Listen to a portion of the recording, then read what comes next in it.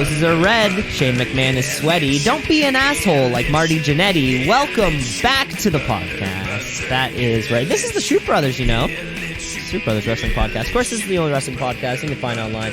It's hosted by myself, Cameron Osborne. It's hosted by my co-host, Mike the Shoot Shepherd. Ahoy.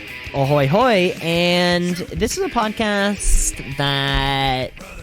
Mike, what would you say if you had to give the quick tagline, maybe the 1 sentence, 1.5 sentences for the show? What would be your descriptor? Blending the world of sports and entertainment, reality. Into I don't know. I've gone too far. No, I liked where you started. You started off real hot there, blending the world of sports and entertainment, because that's what we're doing here on this professional wrestling podcast, blending the worlds of sports and entertainment into one digestible weekly show. There you go. There you go. Well, I guess that was a little wordy. That would have been no, but I mean that's it. One digestible weekly show. One digestible weekly show. New tagline. New tagline for the podcast. That's fantastic. We save you the trouble of having to watch like 15 hours of wrestling. Now you get one little chunk. It's like watching one of the shows. It's just like watching one. It's watching half or 2/3 of a Raw. Yeah, most of the time. Most of the time. So 2/3 of a Raw. So let's kick off that first third of Raw, or the first half of the show, how we always kick off the show, which is with the tweet of the week. It's the tweet of the week. It's the tweet of the week. You know what I've realized when I've been cruising around this Twitter? Oftentimes it's too negative.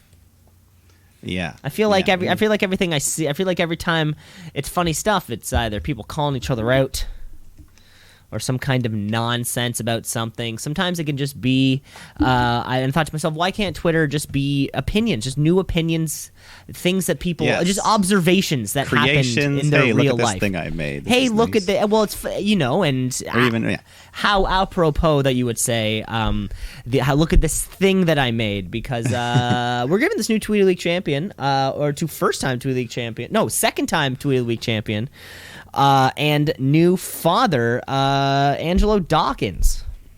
Angelo Dawkins, who just the other day on Twitter reached out to everyone saying, yo, I feel like newborns be having superpowers or very good timing, because fam, every time I think I got a moment to relax, little homie be like, nah fam, change that diaper real quick, hashtag DocFather, hashtag Papa Doc. I like it. I like it too. He took nice. It's wholesome. It's nice. Having fun. He took. I think there was a week or two where Street Profits were off the air. You know, this is a newborn child of his. Yeah. So yeah, there you go. A little profit. Angelo Dawkins, you're the Tweet of the Week champion. Is he married to anyone in the business? Do we know? We don't know. Not that I know. Not that I know either. Yeah. But congratulations, sir. He's a 2-time Tweet of the Week champ. You know what? I said that, but I think I got him. No, Montez Ford won. And okay, so this is his first Tweet of the Week championship. But both members of the Street Profits have now held a singles title each. They each have a singles title to go along with their. Are they Raw champs? Yes. Boom! There we go. Still, baby. And that's that. That's that. That's your Tweet of the Week. All right. So let's just jump right into the week of the wrestling, I suppose. It sounds good to me. Let's start our week off with the Blue Brand. It's some SmackDown. Okay, folks, it's Friday night. It's time for SmackDown Live. It used to be on Tuesday, but then I think it was on Friday before, though. No, wait, they used to film it on a Thursday and then release it. It's just SmackDown Live. SmackDown. So I think they've done this a couple weeks ago, but they kind of do this intro where the wrestlers just talking to the camera, hyping up the matches for the night. Yeah, like 80s wrestling. When they're staring down the barrel, as it were. Yeah, like, Lacey Evans is like, I'm going to make a nasty out of you, and things like that. and things like that, little catchphrases. So things along it's different. Those lines. Yeah, I don't think Raw does it, so it's different. Good enough. Good enough for me. But then I think we just kick off with a Firefly Funhouse Bray Wyatt comes snorkeling in. I think he's got a mask. He's covered in seaweed because he's been searching for Braun in that swamp, who, we haven't seen for a few weeks now. And we really haven't. What? He's allegedly dead. Yeah, what happened? What happened to him?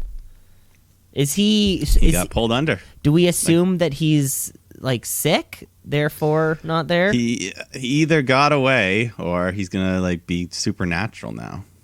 Okay. He'll either be the same Braun but angrier, or supernatural Braun, which I would probably prefer, like a zombie Braun. I don't know.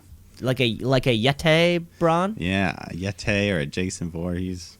Oh, that'd be just cool. Just a big, bad, angry motherfucker. That'd be cool. But we get another glimpse of the Fiend, and then the bye. Okay. But let's move on. We got an Intercontinental Championship match here. AJ Styles taking on Grand Metalik, who won that opportunity. But AJ's dominating early on. Metalik fights back, gets a couple of big moves in, but eventually Styles locks in that calf crusher and just wrenches in hard. So Metalik, has no choice but to tap out. I was also wondering this. Can we just call him Gran? Is that that might be easier. Can they just meet us halfway? Can we just call him Gran? Every time I write his name, I'm getting the red underline on. Spell check doesn't like it. Google's like, that's not a word. It's like, that's you not mean a word, metallic? dog. I'm like, no, I know what. I know what metallic is. Yeah. Did you mean grand metallic? But he taps out, put up a good fight, but good for him. Not quite there. Not quite there, but I think we're a few weeks, back to back of this title being on the line? Yeah, AJ's doing a good job. It's way more relevant than the Universal title right now. So. It makes it seem important. Yeah. You know? And then we go backstage where Baron Corbin's scheming, and he approaches Shorty G, tells him, I know you're underappreciated, man. I fought you in the King of the Ring and shit, so I'll pay a king's ransom for anyone that can prove Matt Riddle doesn't belong on SmackDown. So planting some dirty seeds there. Shorty G, of course, the most menacing name I've ever heard. But he is right about the underappreciated. Yeah. I think he even called him Chad, or he called him Gable. He called him by his proper name. So right, because and it is funny to see, because just a few short months ago, I do believe it was Baron Corbin who, for the man formerly known as Baron Corbin, yeah, who invented the Shorty G moniker. Yeah, he just kept making those short strokes every week, and then he was finally like, you know what? I'm Shorty G. And then we were like, oh, man, they really did it. Oh, they did it. They really did it. You bastards. You really did it. But if this, we'll see. We'll get to that later. Mm-hmm. It'll come in play. But Jeff Hardy comes out, cuts a promo about all the bullshit he's been going through with Sheamus. But Baron Corbin, guess who, interrupts and just it's the same shit Sheamus has been saying about sobriety and Jeff and blah, blah, blah. So Gulak jumps Corbin from behind. So we get Corbin versus Drew Gulak. And they go at it. Corbin hits his deep six when Matt Riddle comes out, distracts him. So Gulak tries to pin Corbin, but he kicks out, hits the end of days anyway, gets the win. But Riddle just jumps in, goes right after Corbin, starts pounding him. But then Shorty G comes out, suplexes Riddle, and then he just glances at Corbin and smiles. So he's working for the king. The king has a loyal subject. Yes. Shorty G. He needs a name. Now he can be Sir Gable. Sir Gable. That's got a good... that sounds like a nice... I do like that. I do actually like that. They could call themselves the Royal somethings, Yeah. They can call themselves King that. Corbin so does Sir Baron Gable. Corbin have to be involved with literally everybody on SmackDown? That's what I was thinking. Wait, the Jeff Hardy thing didn't have to involve him. That didn't have to happen. I was watching it just thinking, Baron gets around even when he's in these long-standing feuds with one person. He somehow is involved in everybody's shit. He can't help it. He's just fucking... Oh God, I'm glad you noticed that too. Very, very first thing I saw. Yeah, so a lot of Corbin, but at the very least, gives us a little Gable. Little Prince Gable. That's a storyline. We haven't seen him in months, and now he's back. So we'll see if he turns into an evildoer. Yeah, we'll see. Fingers crossed. Fingers crossed. But Big E's out next to take on The Miz. And, Big E's all by himself now. He's doing the log roll down to the ring. Nice entrance. Mm-hmm. But the match, was all right. Nothing too crazy. At one point, Miz distracts the ref, so Morrison interferes, kicks Big E. Miz follows up with the skull-crushing finale, but Big E kicks out. So Morrison tries to interfere again, but the ref catches him, tosses him out, and then Big E's able to gain control and applies the stretch muffler to the Miz, so he gets a rare submission win for Big E. Yeah, I don't think I've Maybe ever his seen. First ever. I didn't even know what that was. What's even Big E's finisher? The big ending. Okay. Where it's like normally, since he's been doing it with Kofi so much, it's just his half of their team. Exactly. Yeah, he sort of has like half the move, and the other guy finishes so it's it not off. as impressive without the other thing. But maybe that's why they're doing this, the stretch muffler, because he just like literally lifted him off the ground and stretched the fuck out of him. Oh, it's pretty cool. Yeah, we'll see. We'll see, Big E. But we got Lacey Evans taking on Naomi. This feud started from Twitter hashtags. Oh, I thought it started from losing in a singing contest. Well, that led to the match where Lacey won quick. Oh, so then then the karaoke. Then people got angry. But anyways, Lacey was fighting rough and dirty. She goes for the woman's right, but Naomi ducks, counters with a backslide, and just holds Lacey down for the 3 count. So she gets the win, and hopefully people won't be as angry.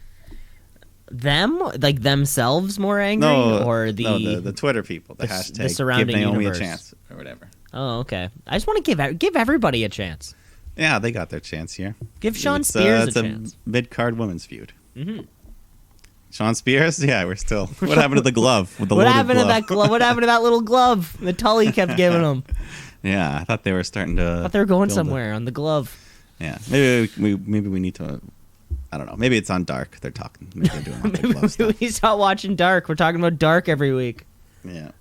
But then we go backstage. Some people we haven't seen in a while. Otis and Mandy Rose are hanging out. Yeah, the Money in the Bank hasn't even been a fact. Was he even holding it? I don't even know if he had it with him. Yeah, I'm not entirely sure that he had it on him. Yeah, so they're hanging out. Mandy says, I got us a table at Otis's favorite barbecue spot. So Mandy goes backstage to get ready for their big date when Sonya Deville comes up from behind and just starts smacking her all around, smearing makeup all over her face. And then she grabs the scissors and starts cutting out chunks of Mandy's hair. That looked like real hair to me. It was brutal. And then she grabs the electric razor and she's ready to shave her damn head. But the officials intervene, thankfully. And I love the way at one point the officials were like trying to get her and she's like holding the back like the buzzer's a knife and they don't want to like come at her. Like it would have stabbed them. I don't know. It was funny visual. She also pulled she did this, apparently a lot of the women, it's very offensive if you rub lipstick onto the other woman's face. I can, I think Naomi and Lacey did it last week, and now this week Shayna was rubbing makeup all over Mandy's face. It's a real sign of aggression, I think. Yeah, that's mean. You'd have to go wash that all. Yeah, you'd have to go wash off your whole face. You might have ruined a good lipstick. Yeah, a good by Chanel. Yeah. But we got some more women's action here. Bayley taking on Alexa Bliss in a women's title match. No, wait. No, she's taking on Nikki Cross. Yeah, sorry. In the women's title match with Alexa Bliss at ringside and Sasha there. But, Nikki's looking good. She's getting lots of moves in, but Bayley fights back and eventually she hits her little face driver move. I still don't know what they call it yet, but gets the win. Looks better than the Bayley to belly. Yeah, because that's like a move that people do just kind of normally. Yeah. So, she retains the title, and after the match, Sasha and Bayley, they're celebrating. They leave, and Alexa Bliss is trying to console Nikki in the ring and help her up, but she doesn't want it. She's shrugging her off. Eventually, she just shoves Bliss to the mat and then walks away. So Bliss is all alone in the ring when the lights start shutting down. We all know what's coming. The Fiend appears, and he gets in the ring, and Alexa's just frozen. The Fiend, he raises his hurt hand, and he goes all the way. He applies the mandible claw on Alexa, and she just passes out. to end the show. Lots of heat from this Full Sail crowd. Lots of heat from the PC over here. Yeah, but I like this ending. I like it. If this leads to that evil Bliss tease we saw in the swamp match, I'm all for it. Yeah, or Bray or the Fiend wants Braun Strowman to come back, so he's gonna do whatever it takes to get Braun Strowman to return. I hope as a result of that, we get that Alexa Druid type thing that we saw for a brief moment. That'd be cool. That'd be cool, man. We thought Nikki was going to turn heel on her, and now Alexa turns into this witch and starts fucking around with everyone. Right, because Survivor because Survivor Series, we have to have Karrion Kross and Scarlett on Bray Wyatt, Alexa, Bliss. That's the Survivor Series match, right? That could be fun, yeah. Who's creepy on Raw? Anyone creepy on Raw that we could throw in? No, they don't have any. They don't have anyone. They don't have anyone creepy right now. I don't know. Not enough. Not enough people. Not enough. No. That woman in AEW, Abaddon. Oh, the one with the face paint. We saw her like once. Yeah. But yeah, that was cool. I like that ending. Yeah, that was a great ending. I didn't care so much for the match that preceded it, though. Yeah, it was just another retain for Bayley. Just one of those other kind of like retains or something. But really excited to see the Fiend back. That's the first Fiend we've seen since. I feel like it's been a long time since he lost the title, probably. Yeah, Goldberg, maybe. I don't know. Maybe even, because he had that title defense as Bray Wyatt. So... I don't know. I want to see what happens next week. See if Bliss just appears as back as Bliss, or if she's on the Funhouse. If she's in the Funhouse, we'll see. If her eyes are X'd out. Because presumably we need this championship belt at SummerSlam in some capacity, right? And it's coming up. It isn't 3 weeks or something? Yeah. 2 or 3 weeks. Yeah, so we do need the belt on there. So Braun Strowman's going to have to come back, and there's always the Otis tease. Yeah, at the end of the day, maybe that's why they didn't show the briefcase, make you try to forget for a minute.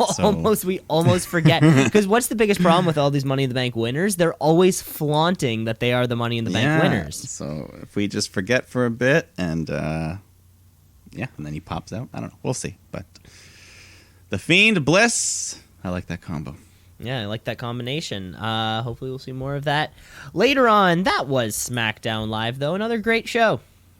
Yeah, that was a good show. Great show, sure. Great show, good show, sure, for the most part. Well, out of the four, there's going to be, out of the four shows that we cover every week, there's going to be a best show of the week. Just not even in a ranking system. It's just obviously you're going to have one of the four that you liked the best. Yeah. It's going to happen, right? It's impossible, which means you're going to have a second favorite. Which means, if you're going to have a second favorite, then of course that means you're going to have a third favorite. And at that point, I guess there's only one more. Only one left, so you've already done it. That would be the shittiest one of the week. So let's kick on over to Monday Night Raw. Yeah, what are you getting at here with this intro to Monday Night Raw? Let's get raw.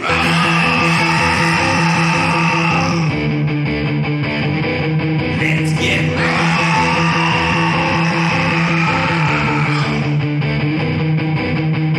I'm getting Monday Night Raw. We're at the PC, baby. Of course, like we said, we are still rolling on to SummerSlam. Drew McIntyre, Randy Orton face to face. We kick off with, I believe, what is some United States Championship action. However, we can't get to it right away because there's someone backstage. Just on one of those little dimmer packs, little dimmer switches, like you have in your family room. Yes. And they're just kind of... Because, see, Finley's not there. Nobody is back there to control... The levels. The levels of the lights. The levels the microphones, volume. And who's coming out next.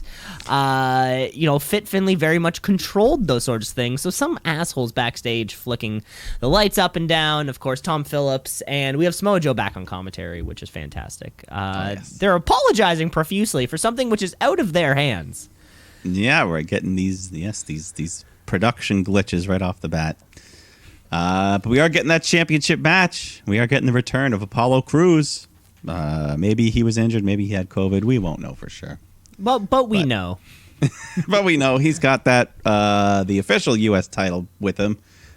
So let's just do it. Let's fight. Yeah, they're just going back and forth. We get the lights flicker, I think, a couple more times, and eventually Apollo just hits his spin-out power bomb, gets the win, retains his title, and then he grabs MVP's U.S. title as well, and he brings it with him. So he's the true U.S. champion. The true official. He's unified the two belts.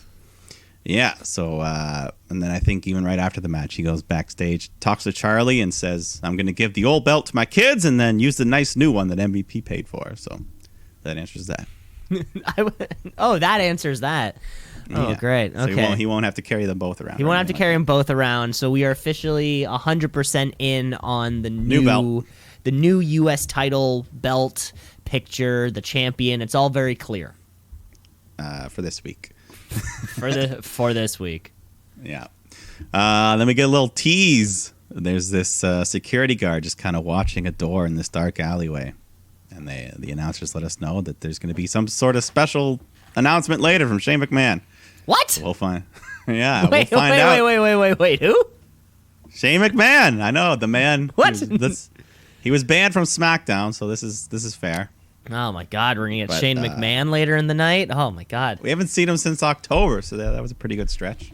So we're like three things in now: power outage, U.S. champ, and then creepy room in the basement. Yeah, well, okay. Let's find out. And we're only like 20 minutes. We're only like 20 minutes into Raw. Yeah. Oh my God. But then we go backstage once again, and the Goon, Shayna Baszler, just approaches Sasha and Bayley, and she just sucker punches Sasha and leaves. What a bitch. But I guess that just means she wants in that title picture. What a strong... Nah, I thought I was going to say, what a strong move. You want something, Shayna? You go get it. Yeah, but do it in the ring. That wasn't fair. No, that's where we draw the line. But then Kevin Owens is just hanging out and catering.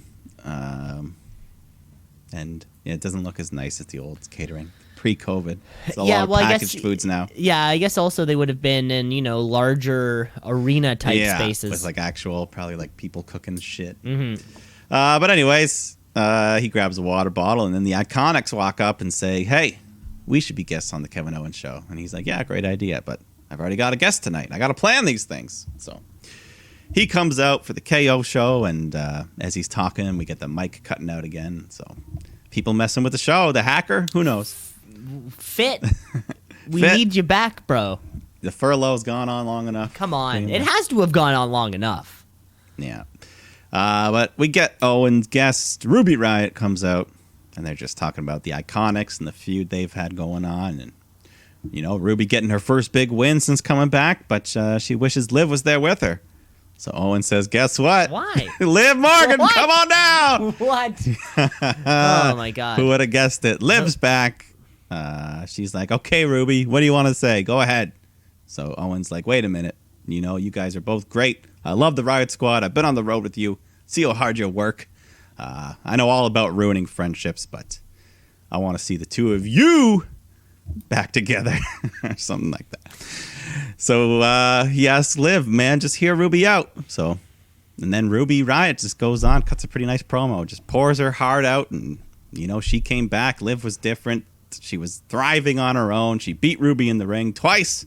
So Ruby was just kind of on her own. And Sarah Logan was gone. And so anyways, they're both crying as the promo goes on. And Ruby just wants one more chance to make the Riot Squad stronger than ever.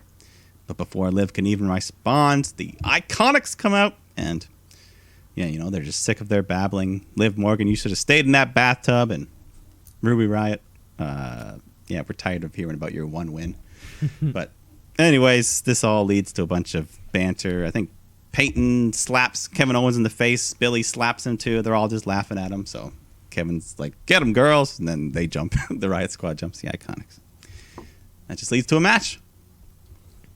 The match just happens, I guess. Yeah, keep going. Keep going. Then there's not much going on to this match, though. Liv and Ruby working pretty nice together. Peyton thinks she's in control, but Liv just rolls her up because 3 count. So Iconics are sore losers. They try to hit their finisher, but Ruby saves Liv, and then they hit this little double STO and then leave. So the Riot Squad's back. I don't get it. I do not get it. She actually said, Ruby Riot actually said, this place looked different as an excuse as to why she tried to beat the shit. However, I don't get it. Why I thought Bianca Belair and Ruby Riot were on the fast track to Tag Town. Yeah, I don't know. So it was Liv. And like, wasn't like the two of them beating up Liv Morgan like the whole thing 2 weeks ago? The Iconics? No. Ruby beating up Liv Morgan while while Bianca Belair was beside her. Was that Liv? I don't remember. Yeah, it was. Okay. Either way, I don't know. I don't get it. They shouldn't be don't be the Riot Squad. Be something else.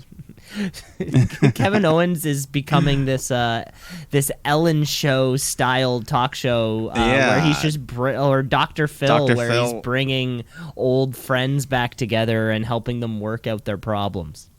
Yeah, so we'll see where that goes. But backstage, Charlie reveals more chaos as a box fell. Okay. Okay, I gotta stop you right there. I gotta stop you right there. She did. The camera didn't cut to her like the chaos.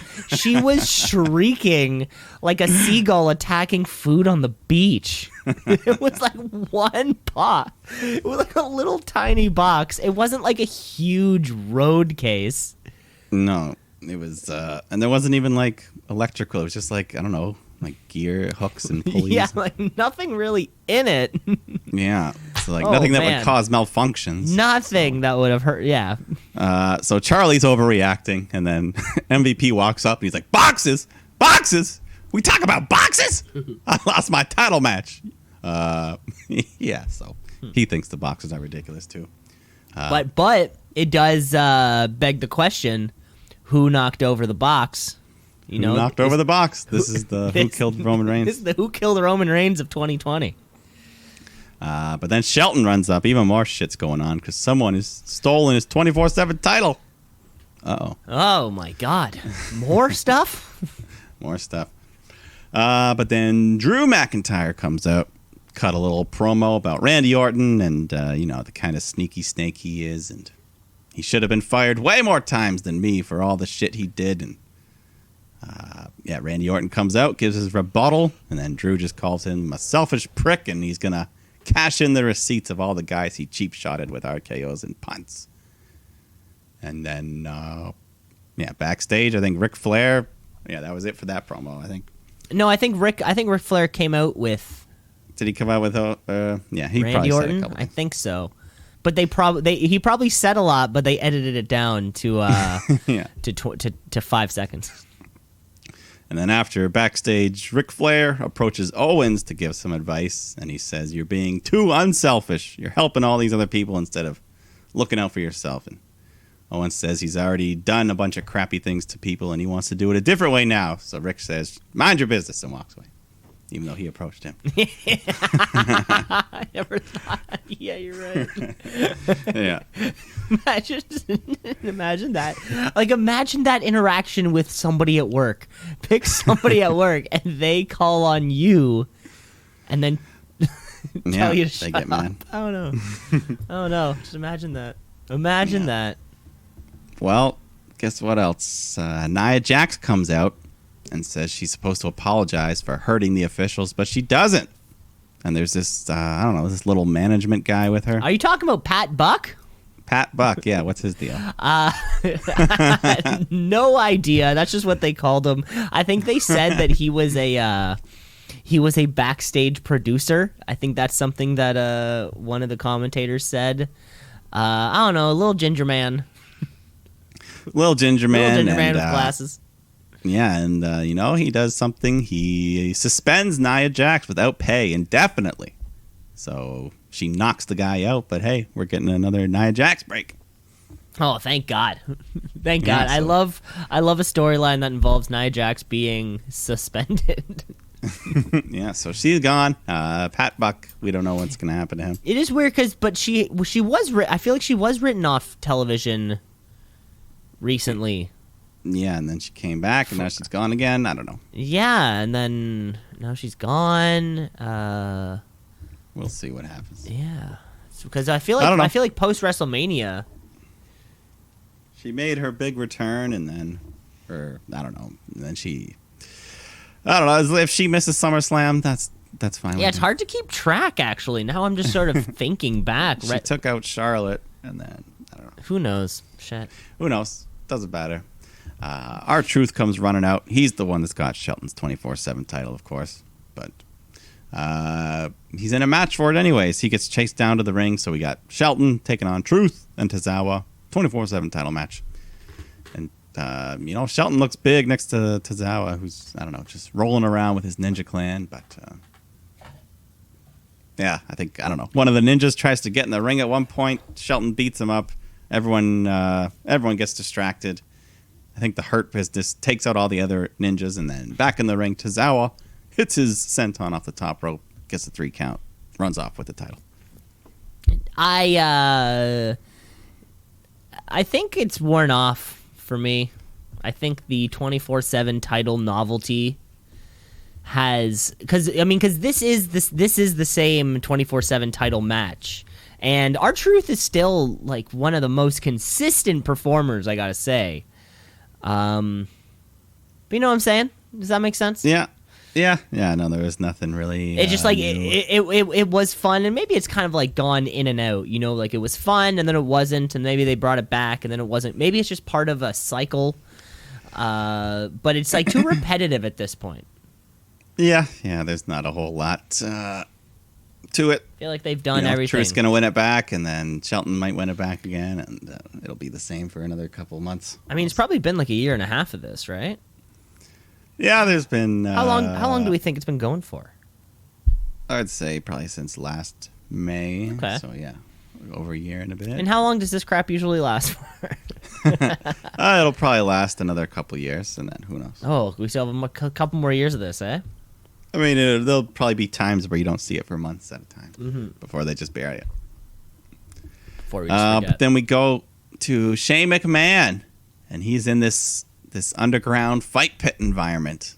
And we just see 2 nameless men just kind of fighting in this ropeless ring, UFC style. And Shane says he's back. And we're going to see something new. Raw Underground at 10 p.m. So just a tease for whatever Raw Underground will be.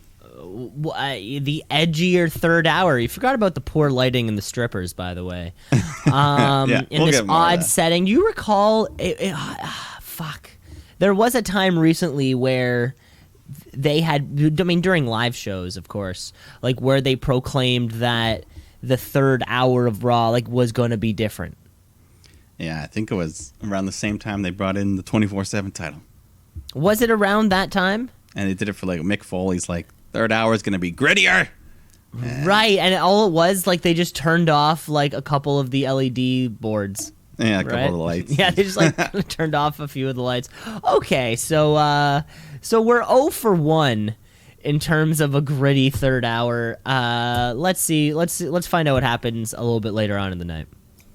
Yeah, we'll get there. But backstage, Sarah Schreiber interviews Dominic, and he officially challenges Seth Rollins to a match at SummerSlam. So let's get that debut. Finally, the debut. Finally, the debut. But let's go. Sasha Banks is taking on Shayna Baszler. And, they were having the match was going fine when Asuka comes running out, takes out Bayley for whatever reason. She takes out Bayley, and the ref rings the bell, even though no one in the ring got hurt. So. Okay. We're gonna have to break this one down. We're gonna have to break this one down here. Okay. Asuka's pissed, right? Because she lost her title to Sasha Banks, who was helped by Bayley. Yeah. Asuka says to herself, "You know what? That's bullshit. I'm gonna take down Bayley." So she does so. Yeah. And that's all fair. That's all in fair. My mind. That's all fair. In my mind.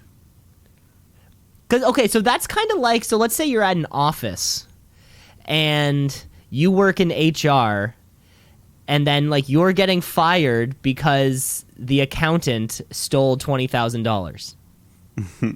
Is that kind of what happened in this this match's ending? Yeah, it's not fair. I guess I'm just gonna say that the ref just threw out the match. There was no DQs or anything, so it's just. But he had no reason to.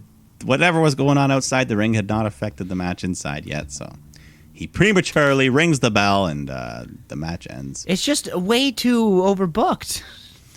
Yeah, there was no need. I mean, if you're gonna, why not just have them fight into the ring if you're gonna do that stupid shit? So at least someone gets hurt. Yeah, at least that angle is something. Like everyone just brawls, but I don't know. Yeah, it was dumb. Didn't make sense. But Sasha escapes before Asuka can get a hold of her. So Asuka and Shayna, I think they cut some promo, and Sasha comes back out and says, "All right, Asuka, you want a shot at my Raw Women's title at SummerSlam? You got to beat Bayley next week." And then Bayley just looks on like, "What the fuck, Sasha?" What the fuck? Which would be great. You know, a non-title match for Bayley. You know, I mean, she's been champion for probably coming up on a year now. Well, that Charlotte blip. Hey, never forget the Charlotte blip, okay? Yeah, so it had to happen. We'll see next week. Yeah, we will. Asuka can do. But then it's finally time. We're going to Raw Underground, hosted by Shane in this warehouse with the ropeless ring. Poor lighting. Strippers, as you said. Strippers. Yeah, dingy lighting. Strippers dancing to some music with some lights. It was kind of like softcore porn music. Did you hear that? Yeah. Yeah. Okay. Yeah, it was like those old infomercials you'd see for like call-in sex lines. Yeah, like I'm just waiting to talk to you. Yeah. But anyways, we get some fights. This guy Daba Kato. I don't know, Daba Kato, this big ass guy. He gets a name. He just fights some nameless dude. Well, Fight Club style. Fight Club style, of course. Well, he was an NXT performer, Babatunde. We have seen him. I'd say from Baba to Daba. From Baba to Daba. There you go. Yeah. Well, he does well here. He dominates until Shane has to stop the fight and says, "Okay, who wants next?" So another guy jumps in and Kato destroys him as well. He just mounts him, just starts dropping these elbows. So the ref stops it. And they're dressed like MMA refs as well, the blacks, the gloves. And then, so Kato wins 2 in a row. They just cut to some shots of sexy girls in the neon lights, and we'll go back to that later. We'll go back to that later. Okay, we'll talk about it when it comes back. Yeah, but we go to new father, new champion, Angelo Dawkins, in a singles match against Angel Garza. And Dawkins is doing all right. He's in control when all of a sudden Ford... He's just getting hyped up on the outside, shaking the ropes, and he just passes out, falls to the floor. So Dawkins is concerned, which allows Garza to hit a super kick, another big drop kick to the head, gets the win. Okay, what happened to him? I don't know. Was he drugged? Was he heart? Well, I did notice, that when they always make their way to the ring, they smash their solo cups together, and then they take a sip. I did notice there was a peculiar look on Montez Ford's face after he sipped. After he took his sip, sort of looking around. You know, like you wanted Coke, but you were poured a Diet Coke, and you sip it, and you're like, oh, okay. The first part of that sentence, I didn't know where you were going. Okay. I should have said Pepsi. No. I should have said totally Pepsi. But yes, Diet Coke to Coke. He had a look. I didn't catch the sip end. He had a little look on his face, like, what's that now? You know. Well, that makes sense because something's going on here. But he's still got to fight. He's Montez Ford taking on Andrade, and they're having themselves a pretty good match. He's high flying, he's getting pumped again, but then he shakes the ropes. That's what got him the first time, and he just falls back, faints. So the ref calls for the bell. We get the medical staff to come out, check on Ford. And I don't know. We'll have to see. Yeah, hopefully we can find out. Hopefully we can get some news before he is transported to a local medical facility. Yeah. But we have more urgent things to get to before that. 'Cause we gotta go back to Shane O'Mac and Raw Underground. And we've got Eric from the Viking Raiders here taking on some tough kid. And, we get to see a little bit of a different side of Eric. He's doing some MMA grappling, and he gets a nice dominant win here. And, yeah, good for you, Eric. Good for you, Eric. Do we ever come back to Raw Underground? I think we will come back. We will come back to it. Okay. But we go to the trainer's room to get that update. And Dawkins tells Charlie that they think Ford may have been poisoned. Poisoned? Poisoned. You know that classic poison that you can drink, skull and crossbones. Walk around, run around, jump for a little bit, get a little bit woozy, get back into it. That classic in and out poison. Yeah, well, Bianca Belair shows up and says, the wife, if you had forgotten, of Montez Ford. So she has concern for the life of this man. And she says, Zelina Vega, I know. Y'all better tell me what's up. You guys have done something. And why is that funny to you? I'm just laughing. I'm not allowed to laugh. I'm not allowed to laugh. Okay, you're allowed. No. So anyways, it's not funny to Bianca. She takes a swing and they all get split apart. But she's the Vagabonds. Are they the one that had the poison? Who's got the elixir? We need the cure. We do need the cure. Every poison's got an antidote. That's what they say. Is that true? I don't know. What's the antidote to bleach? I feel like the antidote to bleach is cyanide. You shouldn't have drank bleach. Yeah. But then we get some security footage from the danger zone outside the Performance Center. Oh my God. We see this group dressed in all black. And I don't think it was the Ninja Clan. I don't think it was the Ninja Clan. These guys look like they were in sweatshirts. They were like hoodies. Hoodies. Yeah. So we only saw them from the back, so we couldn't see anybody's faces or something. And they're standing in the middle of the parking lot, and there's like this little shed that's kind of in like the corner of, but not totally in the corner of the parking lot. It's like it's in the middle of what would be a parking space. What, you mean the power generator to the show? Did you notice it wasn't like in a place where something like that would be? It was like it was in the parking lot, but kind of like 10 feet from the edges in the middle. Yeah, I don't know. I guess no one's using the space. Using the space. I don't know what a small amount of power this huge facility needs. Well, whatever its purpose is, this group didn't like it, so they start tossing Molotov cocktails. They just chuck them at this generator equipment thing, whatever it is. Which I really hope explains the lights. Yeah, that must be the reason, right? I mean, fire. I hope. Sure. I just assumed it would all turn off and stay off. But, yeah. Well, I don't know. That's it for this group. Although later, WWE.com reported that the faction behind the attack is calling themselves Retribution. Retribution. Retribution. Little is known, aside from the fact that they're causing chaos. Do we think they may have also who poisoned Montez Ford? That could be involved in that. Or, if it wasn't Vega, it's got to be Retribution. It wasn't the Vagabonds. But Seth Rollins comes out with Murphy and starts berating the commentary team. But Samoa Joe ain't having that. And he just gets up and says, "Watch yourself, boy, or I'll slap your face." I like that. I miss seeing Joe in the ring. It's been a while. Samoa Joe on commentary sometimes gives me the feeling that he forgets it's fake. He's so good. Like even this whole segment, as soon as he stands up, there's this look in his eyes where you're like, "Oh shit, this is real to him." He takes off his jacket. He was ready to throw down. But Rollins and Murphy, they grab some chairs. But then Dominic shows up and he's got the kendo stick again and starts beating the shit out of them with that thing and takes Rollins down, hits a 619. He's looking good. Samoa Joe's going nuts on commentary. It's a big splash too. Yeah, the big splash sends those heels running off. And yeah, Samoa Joe, he was loving it. It was great. Yeah, no, he really was loving it, and it is official. It is official now. It's official. SummerSlam is happening. This will be the SummerSlam. They've got a date. Sunday, August 20th. And what a huge! This is huge. This is your first match. You didn't come through NXT. You didn't have a match on a takeover. You're not gonna have a match on Raw. Your first match is SummerSlam. Yeah, what's the ring gear gonna be? Oh my God, what's the ring gear gonna be? Does he wear Is he gonna wear a mask? I don't know. So many questions. So many questions. But let's close out the show. Let's go back underground. We got Raw Underground, and Dolph Ziggler's in there, showing off those great amateur championship wrestling skills.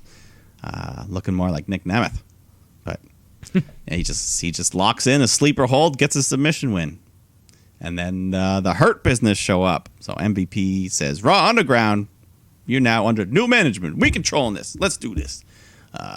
So Lashley gets in, and a bunch of fools step up, and he just destroys them quickly. So MVP says, "I want the next one," and he just fights this little guy and makes good work of him. So finally, Shelton, he wants a turn, and he destroys some big man. So the Hurt Business looks dominant, and Shane just says, "Hey man, come back anytime. You guys are good." And that was it. That was Raw. That was Raw Underground. That was everything. That was Raw Underground. The show ended with the Hurt Business looking strong as hell. Looking strong, yeah. These guys are looking good. dominant, especially if they're going to use this underground thing as a way to fuel their strength. How long do you think this Underground? Oh my God, like 2 weeks. No. 2 weeks probably. Yeah. You know what? No, I don't have I so don't know what to think, cuz like, you know, it's like at least it's different. Yeah, it's different. They don't even have to do it every week. It can just be like every once in a while. Hey, like let's it's settle this in the Raw super Underground. disconnected from reality. But yeah. other than, some of it can work. The style, the presentation. Yeah, it's a change of pace. I mean, at least that's kind of fun. It's I guess they got to do it at least 2 more times. Yeah, at least. You know, and then they can make a judgment on it. get rid of it for good. But more importantly, will we see more of Shane McMahon?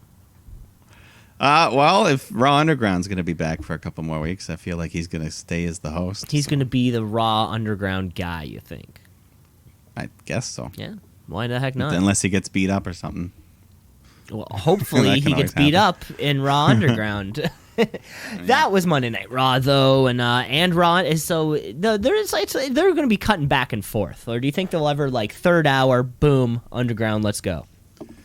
I don't think they could do a whole like hour of just Underground. Yeah, that might be a little too hard with commercial breaks and all that shit. Yeah, and even just like an hour of just those kind of wrestling. I don't know. That kind of fighting style. Yeah, well, we'll see. Yeah. We'll see. Hopefully, it'll be a good time, and hopefully, they do it more than once. That was Monday Night Raw, though, and that was the first half of the wrestling week. Yeah, Mike, do you think we should take a little break now?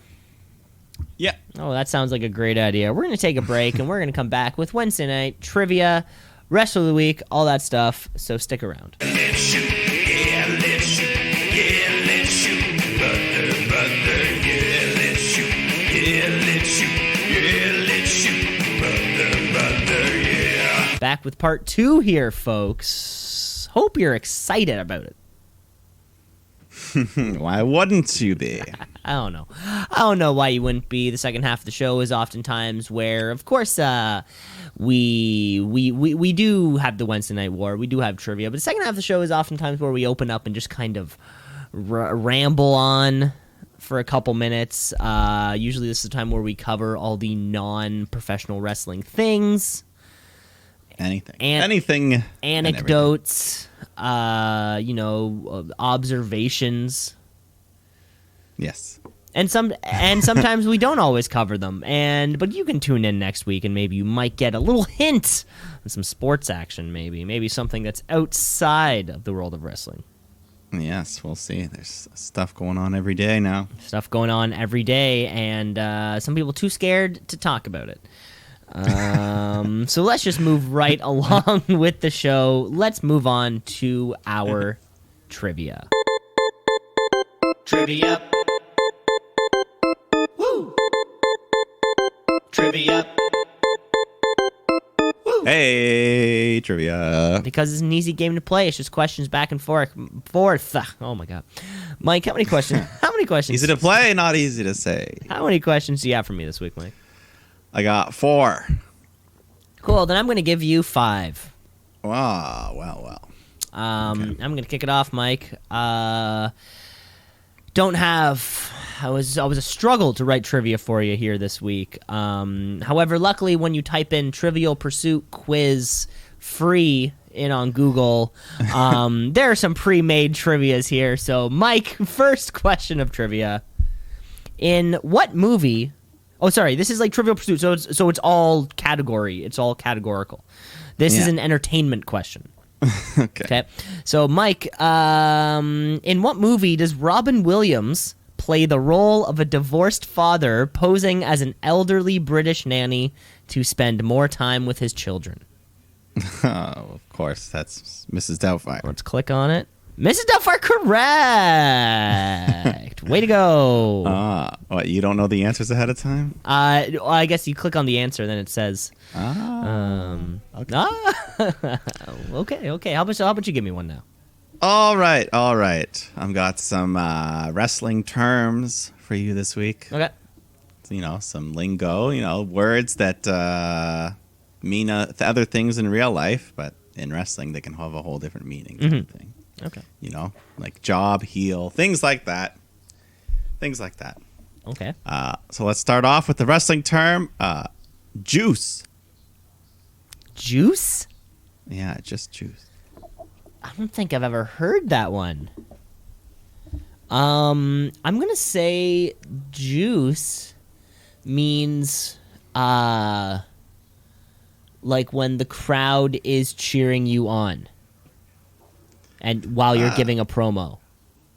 That's a good effort, Okay. but not what we're looking for. Okay. Juice, I learned it from Mick Foley, is just blood. When you got a lot of blood. That makes sense. Just, leaking a lot of juice there, pal. Are you juicing?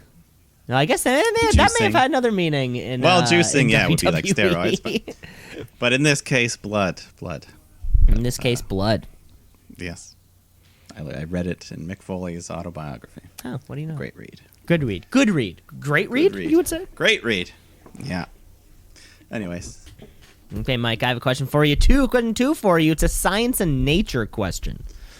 Okay. Where I'm going to give you 4 things to choose from. The question is, which of the following metals is liquid at room temperature? We have mercury, magnesium, cobalt, and potassium. We're just going to have to go with mercury. We're going to have to go with mercury. That's the correct answer. Way to go, Mike. Do you have a hot tub or something? No, I just know a lot. You just know a lot, apparently. No, Mercury is very cool. It's fun to look at. I played a video game based on Mercury called Mercury, where you just move little blobs around puzzles and areas. So I'm well aware of Mercury. Oh, you know your Merc, baby. You know your Merc. All right, my next wrestling term. Can you tell me what a ring rat is? A ring rat? Oh my god, I don't want to say. Well, in hockey, whatever you might. In hockey, it's just like I say, you might be thinking of a rink rat. That's what I'm thinking of, a rink rat. Yeah, well, yeah. So I was thinking, they might be. They might be like the same kind of thing. Ring rat. They might be. What? Oh, you know what? No. I'm gonna pull a 180 on this one. I'm gonna say a ring rat is the name of the guys who build the ring. I don't know. I think you should have stuck with your. Shit. A woman who hangs around, hangs around outside of the performer's door after a show to maybe get a glimpse of Macho Man. Yeah, basically, a groupie type of person. People hanging around looking for action, things like that. Yeah. It's a good one. Not the builders. Why? The builders of the ring. I was kind of somewhere in the middle there. Okay, yeah. Mike. Oh yeah, the rink rat. You had it with the rink rat. The rink rat. I'm sure there is a name that they do give to the people who make the ring. I'm sure they have their own little. Yeah. They have their own little rules or something. Yeah. Okay, ring monkeys. Right for your next question.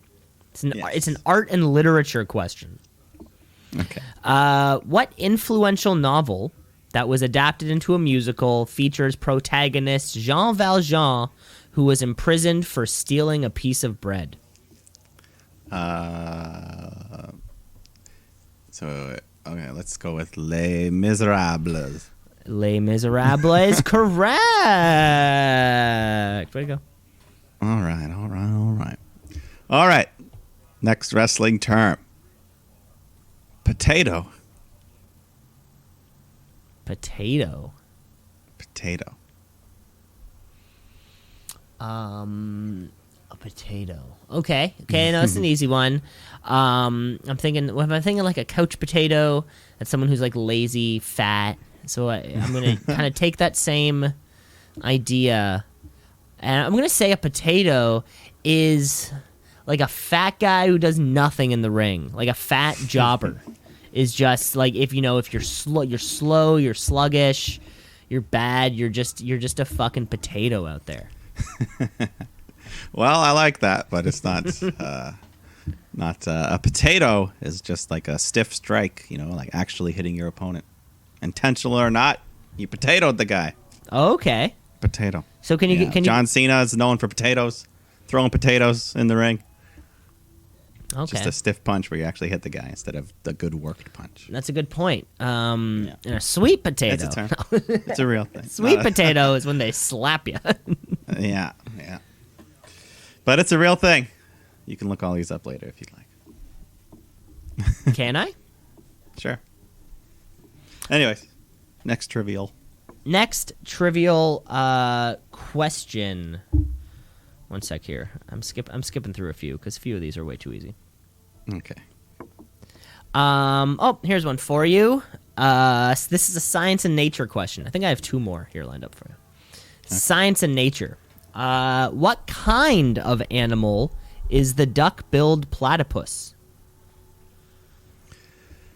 This one's a little tricky. I think. What kind of animal? Because it kind of has a little bit of everything. So, what do I have to say? Like, are we looking for the species, the genome? Like, I guess it's the species. Like a mammal, like that kind of thing. Yeah, I'd accept that answer. So I can just say mammal. You could say mammal. I will say mammal. That's correct. I don't know. It could have been something else. Could have been, but I know it does not lay eggs. It's a fun fact. Oh, really? So yeah, because that's the one I would go either way on. It's like, I don't know. Maybe. Well, I know the duck bill makes you think, hey, maybe it's ducking around there, laying eggs, but nope. Okay, interesting. All right, my final wrestling term for this week. Can you tell me what a stooge is? A stooge. See, I would go the same way with kind of like the potato. And it's I would usually think that, not. I would think like the three. It's usually it takes on its own meaning. That's what it is, yeah. And so then it'd be so hard to think about a stooge is not, someone who's just out to lunch. I think a few weeks ago, Miz and Morrison used the term when they were messing with Braun's car and the security guy. He told them where they were, and he was like, "Oh, they stooged me. He stooged us." Stooged. If that gives you a hint. Okay. Context. So a stooge. It's a derogatory term. Well, I guess it always is. Yeah. See, I was gonna say a stooge was somebody who got one over on you. That might not be a good one. Stooge. Yeah, this one's tough. I'm gonna say a stooge is. Fuck! I got nothing. Someone who you beat, like very, like a lot, like, fuck. Yeah, I got nothing. I honestly got nothing. I can't think of anything. I can't think of anything that's not somebody who's you're making fun of. Yeah. Well, a stooge is basically just like a snitch, a tattletale. Okay. An ass kiss he's doing. So when that security guard, he snitched on them. He stooged them out. Things like that. A stooge. Okay, interesting. Back in the day, Pat Patterson, Gerald Briscoe, they were called the Stooges. They were Vince's little lackeys. Okay, the Stooges, right. Interesting. But anyways, that's just the thing. That's all I got. No, I've never heard that one before. That's all. Those are all your questions? That's all my questions. Okay, Mike, I got one more question for you right here. Of course, we did have the Raw Underground premiere. So, Mike, my question for you is, what are the official rules of Fight Club? As told in the film Fight Club, starring Brad Pitt, Edward Norton, and Helena Bonham Carter. Yes. Well, rule number 1, don't talk about Fight Club. You're 1 for 1. Rule number 2, don't talk about Fight Club. 2 for 2. Now this is where it starts to get trickier. Literally every single rule. If it helps, okay. we're looking for 8 total. 8? 8. Oh boy. I know. Okay. So I know at least. Okay. Does it have to be in the correct order? Order preferred, but if not, Okay. you can just start listing off the rules. I'm gonna hope this is the next. Okay, so we got the first 2. Rule number 3. You must fight on your first night. That's actually rule number 8, but we'll give it to you. Okay, that's the final rule. Yeah, okay. so you got rule number 8. You must fight on your first night. What else we got? So you can't talk about it. You got to fight. Is there rules about the fighting? Yeah, there's rules about like how the fights will sort of take place. Yeah, that's what I'm a little more groggy on. There's a rule on how the fight ends.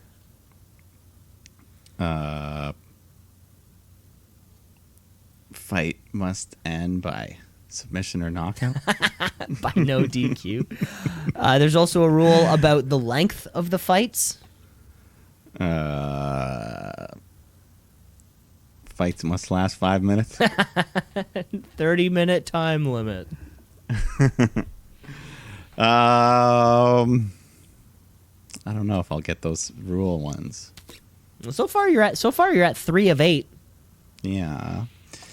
Yeah, like the length of the fight, There's a rule about how many people can fight. 10 fights a night. Not the amount of fights, the amount of people who can be in one fight. Oh, 1-on-1 only? Yeah, only 2 guys to a fight. That's rule number 4. Yeah, okay. Only 2 guys to a fight. No weapons. That's not a rule, but there is a couple. There's no similar rules. I think Tyler Durden just kind of walked into a McDonald's and stole this one. You know, it was like he was walking in and right as he was pushing you can't wrestle with shirt or shoes on. No shirt, no shoes. Yeah, that's rule. That's rule number 6. Okay. How many are we missing now? You have 3 more. No biting, no scratching. No, surprisingly, I think you're allowed to bite and scratch in Fight Club. Okay. It's not on the rules. No, you can kick in the balls too. Then can't I guess so. Yeah. Yeah, it's anything. I don't know. I don't know about these last 3. Yeah, they're tough. I know. You'd only know like fragments of the words too. So of course, Mike, you got the first rule of Fight Club. You do not talk about Fight Club. Of course, you got the second rule of Fight Club. You do not talk about Fight Club. Third rule of Fight Club: somebody yells stop, goes limp, or taps out, the fight is over. Yeah. Fourth rule is you got only 2 guys to a fight. Fifth rule: only one fight at a time, fellas. Sixth rule: no shirt, no shoes. Seventh rule: fights will go on as long as they have to. And the 8th and final rule, which you did get right off the bat: if this is your first night at Fight Club, you have to fight. Oh yeah, no getting around it. No getting around it. And those are the 8 rules of Fight Club, and that was our trivia. Yeah, great film. Another great week. You know, I was reading the rules of Fight Club and thought to myself, I'd like to rewatch that movie. Yeah. It's been probably been a long, long, long time. Yeah, no, it's a great film. I've probably seen it 3 or 4 times. Great film, I dare I say. Yeah.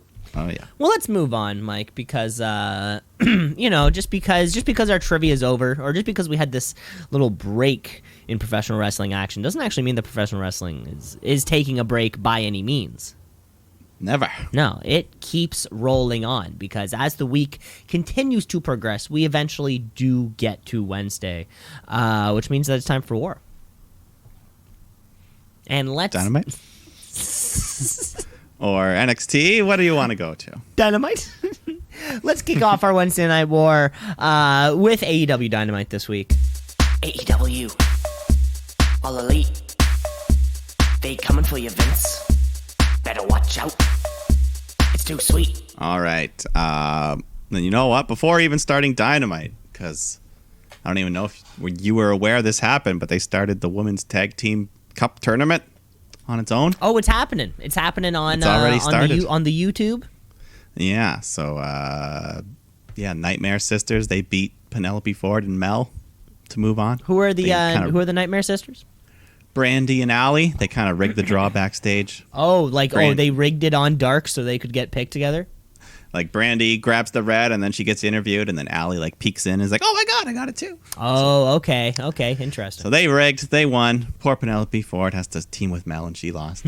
So Penelope's out. Wait, is Mel the woman who shaved her hair? Yeah, the baldy. Oh, how's her hair looking? She's still bald, so I guess so she's kept shaving it. Oh, okay, so she's kept shaving it. Okay, I get it. Yeah, maybe she was already committed to it. I guess so, apparently. Before. And then they had one other match. Nyla Rose drew the color purple along with Ariana Andrew, the girl who's back. Right, the woman who told me that she was back, although I didn't know who she left or who she was or where she was going. Yeah, so those two took on Anna Jay and Tay Conti. And, if you remember, Anna Jay a few weeks ago left with the Dark Order, and she was with them all here. So okay, did she still have her fun get up on, her fun Broadway? She was or whatever that is. It was like a suit. It was like a suit. Yeah, I don't think it was quite that. But anyways, Ariana, she was back. She looked okay, but they didn't get the win. Anna Jay hit the blockbuster, so they move on. Anna Jay, dark hair, right? I think so. Okay, no, because I think she's on when we saw the Dark Order this week. I swear I saw a woman with them. So that was probably Anna Jay. No, but she had blonde hair, so I was. Then maybe it was Tay Conti. I don't know. Tay Conti. She is blonde. Tay is blonde, so maybe she's luring her in. That'd be fun. But anyways, just wanted to cover that because I don't think they even mentioned it on Dynamite. I don't. Shit, you might be right. They might have. You might be right, or if it was kind of like a flash in the pan. You think they would, sort of? I thought this was going to be on Dynamite. Yeah, well, you think they would sort of use some TV time, maybe, and even just kind of show the highlights or something to that effect. Yeah, just mention it. But anyways, on to the Dynamite. They just kick off. Everyone's in the ring. Elite and FTR taking on Dark Order. What was it? 6-on-6? I can't remember. Yeah, 12 total. 12 men. 12 men. I'm not going to go through all the Dark Orders because we don't know half of them. But the baby faces, they're doing well. FTR hits some double team maneuver, and but Dax lands and he tweaks his knee, and so he has to get help to the back. So Hangman and Wheeler, they take him out. So Dark Order take advantage of the extra numbers, but Matt Jackson, he starts running wild until Hangman comes running back out, gets the hot tag. He goes wild, and the Elite join him. The four men surround Brody Lee. They look like they got him cornered. Hangman goes for the buckshot lariat, but then the Dark Orders just simultaneously pull the Omega and the Bucks out of the ring. Brody Lee hits his big discus lariat, gets a 3 count for the Dark Order. There was a lot happening. There was a lot of so chaos much in there. happening in this match. People leaving, coming back, and Dark Order. Dark Order though gets a big win. A big, and not only a big win, like a very needed win. Yeah, Colt Cabana, he's been doing well since he joined up. Yeah, and getting the wins that he. And I was just thinking, Mike. Sorry, I my mind was still latched on to when you said, "I'm not going to name all the Dark Order." Well, I'm pretty sure it was. It's just. I'm so sorry. I do not mean to halt you. It's just. Well, go ahead. Colt Cabana, Brody Lee, Stu Grayson, Evil Uno, 5, and then it's the only other guy. I don't know whoever was the other guy. Was it 10 or 9? Oh my God! Yeah, you're right. They just have numbers. Fuck. Yeah. I know Reynolds and Silver. Oh, yeah. Classic Reynolds and Silver. Also, do we know what number Colt Cabana is? I don't know if he's gotten one yet. So he's not even in the ranking system. They need to all officially just have the numbers labeled so we can get it so sorted beside the weekly AEW Power rankings, we need Dark Order rankings. And it's just Brody Lee's obviously the number 1. Yeah. And then Uno and Stu got to be 2 and 3. See, I hope they're 3 and 4. I hope there's a 2 already. That we don't know about? Like, that would be pretty cool. That'd be cool, yeah. Okay. But we do need That's what we need to know. Let's have a question mark there. We need a little clarification. Maybe we can at Tony Khan or at somebody. Yeah. And they'll get the Dark Order ranking. Like, hey guys, love the show. What's the actual Dark Order ranking? Keep it up. Shoot Brothers. Yeah, I would love to. The distrust between Kenny Omega and Adam Hangman Page. Also, who was on commentary this week? It wasn't Excalibur. No, he was gone last week as well. I think it was Taz. Might have been on Taz, Tony, and JR. Taz calls Adam. He calls him Hangman, not Hangman. So he said Hangman Page, and if you hear it once, you hear it every single time. Every single time he said it, it's kind of like weird shivers up my spine, like Hangman. It's like Vince McMahon. He says instead of mirror, he says mirror. Mirror. He says you can look yourself in the mirror. He refuses to say. He also seems like the type. It's the only one he says with like that accent. I think he also seems like the type of person to say February. Yeah. Or like Library.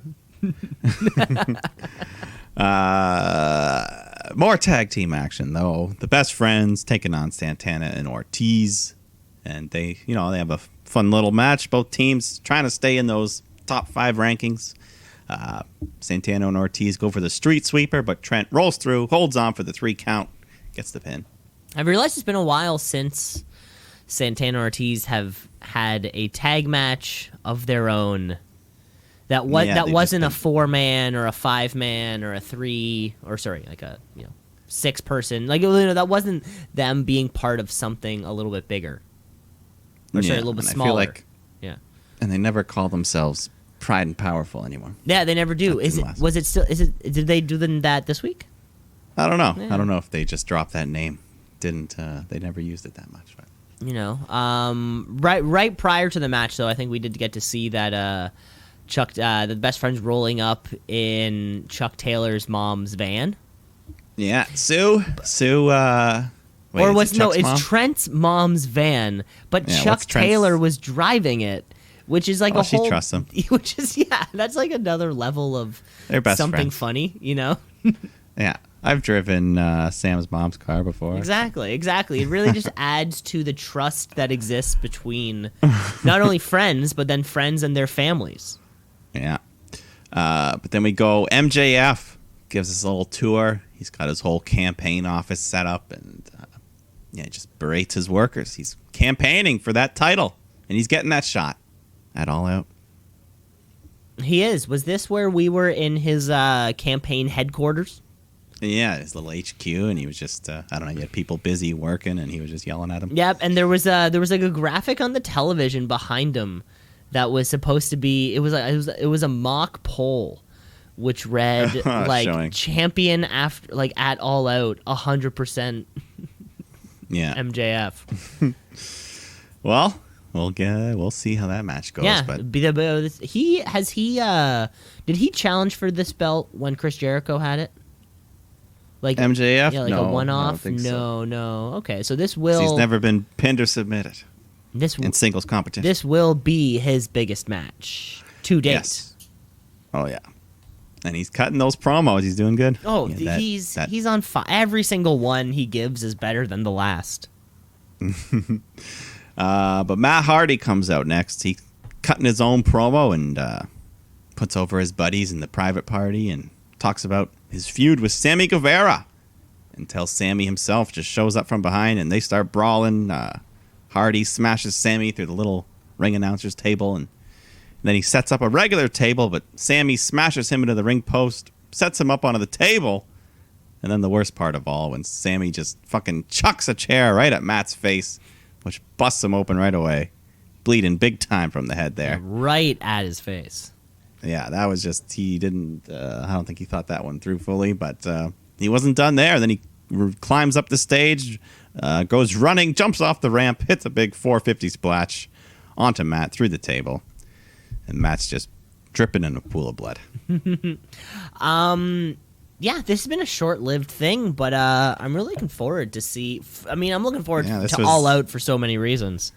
Yeah, but this made it a blood feud now. This is vicious. Yeah, and it was nice to They might have to add a gimmick to this match. And it was nice to hear Hardy say those things before, that, you know, he wants to help out the younger talent. He wants to help bring guys up. Yeah. It was just, and that's exactly what this match will probably accomplish. It will certainly accomplish that. You know, Sammy Guevara, a guy who I feel never wins.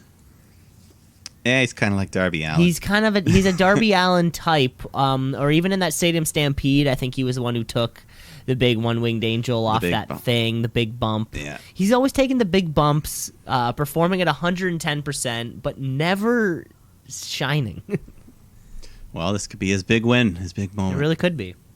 And I saw some aftermath of just Matt getting stitched up, and yeah, that was a hard way, busted open. Oh, really? He had like a big golf ball on his head and Jesus. 12 stitches. Jesus Christ, Matt. So that was a nasty gash. He's got kids. I heard. He does. I heard someone gave Sammy a bit of an earful backstage. Saying, Oh, Hey, really? man, you went a little too far. Who? Got a little too hyped up. I don't know who. No names or names. Okay. Does AC Dirt know who? AC, well, we'll see. But we got some more chaos as we go to the parking lot, and Santana and Ortiz just start smashing up poor Sue's mom. Yeah, Trent's mom's mom, van. Sue. Yeah. They're smashing out the windows. They're fucking spray painting bad things on it. I think they also Everything. just spray paint her name I think on the Yeah. hood. But she wouldn't like that. She wouldn't. It was a nice white Honda Odyssey. Yeah, so they fucked up the minivan. Also, JR prefaced it with saying, like, driving Sue's van today.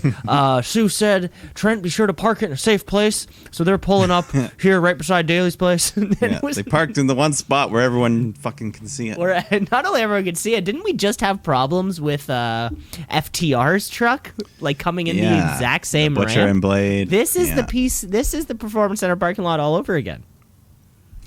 Should have known better, but Should have known better. I think later on the best friends find the car and challenge them to a match or something. Challenge them to a match. Who is second in line to these tag belts right now? I don't often look at the rankings. Yeah, I don't know. We'll have to find out soon, though, for All Out. Yeah. Coming up in, I guess, 4 weeks, something like September 5th, they kept saying. Yeah, so that must be the Labor Day weekend or something. 30 days away. 30 short, hot days from All Out. I don't know. Yeah, that because sooner or later, you know, that Hangman Kenny Omega, they're gonna have to implode. They're leading straight to implode town. You know who it could be? Maybe Brody Lee, Colt Cabana go after those tag titles. Ooh, They are the two dominant members of Dark Order. Jesus Christ, that would be coming out of nowhere. Nah, but speaking of Dark Order, we got Reynolds and Silver taking on Matt Cardona and Cody. And Cardona, he gets a huge pyro display for his entrance. Maybe the first time he's ever had pyro. Maybe. But anyways, him and Cody, they work well together. Matt hits a couple cool moves, big double underhook power bomb. But Dark Order tries to have a comeback, but then Cardona hits the Rough Rider, which is now the Radio Silence. Is I guess referencing his old theme song. Is that the finisher? It kind of looks like it's like a sling blade with your legs, Yeah, he jumps up. and then kind of catches just them. Okay, kinda crotches yeah, him. that's a cool looking move. Yeah, you know, I don't think anyone else does it. So So what did they call the Radio Silence? What did they call it now? Radio Silence. Yeah, I think okay. it's referencing his WWE theme song. Oh, okay. Like, which was by a band called that- Radio Silence. No, it just started with "Oh Radio," Oh, okay. and then it went into its own thing. Anyways, he gets the win. Him and Cody on their way back to the ring. Scorpio Sky comes out and just kind of pats the TNT title. So it seems like he's offering a challenge And Cody nods. So there's your match, Cody, Scorpio. We haven't seen SCU forever. Yeah. I don't know what the hell happened to them. But Scorpio Sky, the more highlight worthy performer from SCU, had the great match with Chris Jericho. The young, youthful. And I don't think we've ever seen Scorpio Sky Cody before. No, not that I can remember. Nothing that comes to mind. No, so I'm sure that'll just be another banger of a match. Oh, I'm sure it will be. So maybe that'll be the champion. I guess Cody didn't. No title was on the line this week for Cody. No, so I guess it's not every single week, but he's pretty consistent with his. He has been pretty defense. consistent. So I guess probably next week he'll be back with his open challenge to Scorpio. Maybe to Scorpio. Scorpio. Yeah, hopefully. Yeah. But it's time. Let's get to it. The AEW Super Debate 2020 between Chris Jericho and Orange Cassidy. But we've got a special guest moderator as well. A special guest moderator. They've been hyping him up all show.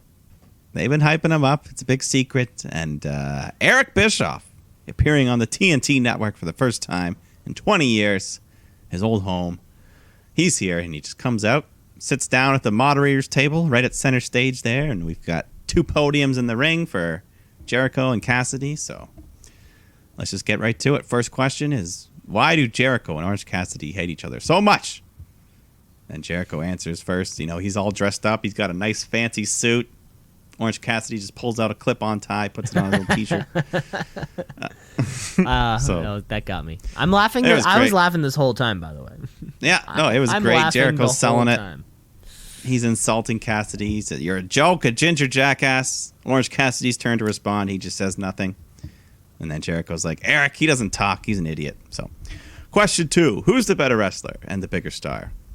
So Jericho gives his cocky answer. I've held over 50 titles around the world. You're a nerd. I'd pick on you in high school. We go back to Orange Cassidy, and he just continues standing there looking cool. So question 3. Global sea levels have been rising over the past century, and the rate has increased in recent decades. What are your thoughts on this very serious global situation? So Jericho just says, what the hell are you talking about? Next question. But this is where Orange Cassidy grabs the mic, and he just clears his throat into it. And then lays some science onto us. Says sea levels continue to rise at about the rate of 1/8 of an inch per year. A higher sea level enables storm surges to push further inland and therefore increase the extremely dangerous flooding in coastal communities. Failure to minimize our fossil fuel use and reduction of carbon emissions can be devastating to the estimated 40% of the population of the United States that live in these coastal communities, and globally, 8 of the world's 10 largest cities. Thank you. And that was the crowd goes nuts. The crowd pops. Wild. Jericho's mouth is just hanging wide open. And Bischoff is just like, wow, we think we have us a debate.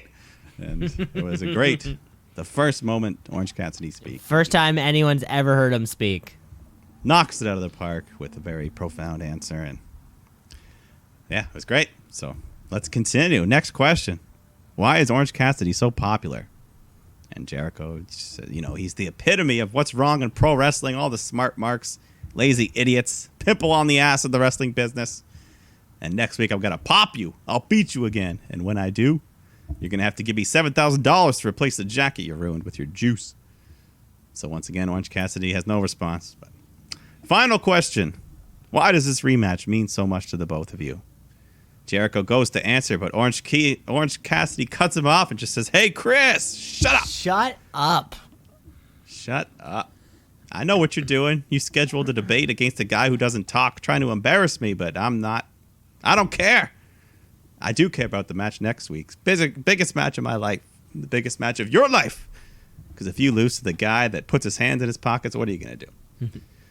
And then, he takes off his sunglasses just to get a bit more serious and says, look at me. Look at the man that's going to embarrass you and beat you next week. And then, Eric Bischoff has no choice but to declare Orange Cassidy the winner of the debate. So Jericho's pissed. Orange Cassidy gives his thumbs up, and Jericho orders Hager to beat Orange Cassidy around the ring and just, they end up putting his hands into his own pocket so Jericho can hit an unprotected Judas effect. Lay him out cold. What a promo. Yeah, what a great What debate. what a promo from Orange Cassidy. I gotta be top 5 most popular professional wrestlers on the planet. Oh yeah, Like just pure undeniably babyface. when he doesn't wrestle much, but when he does, it's amazing. And now we've just learned he doesn't talk much, but when he does, he's extremely competent at it.